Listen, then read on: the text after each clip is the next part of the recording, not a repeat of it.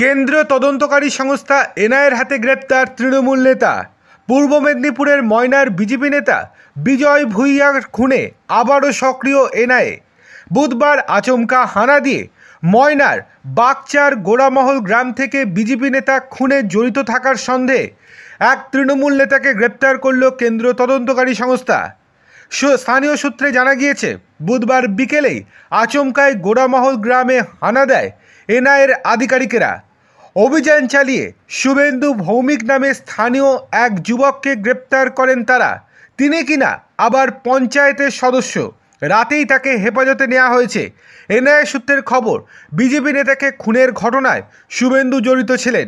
বিজয় কৃষ্ণ খুনের ঘটনায় এফআইআরের নাম থাকা একাধিক ব্যক্তি এখনও পলাতক।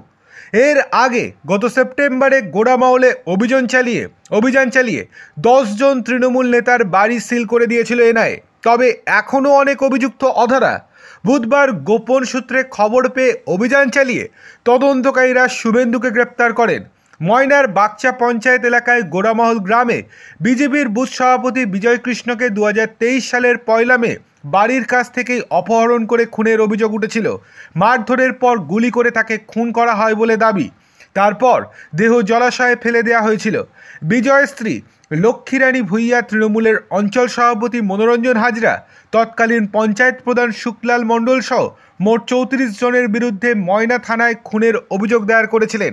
অভিযুক্তদের মধ্যে 7 জনকে গ্রেপ্তার করেছিল পুলিশ। হাইকোর্টের নির্দেশে বিজয়ের পরিবারকে কেন্দ্রীয় বাহিনীর নিরাপত্তাও দেওয়া হয়।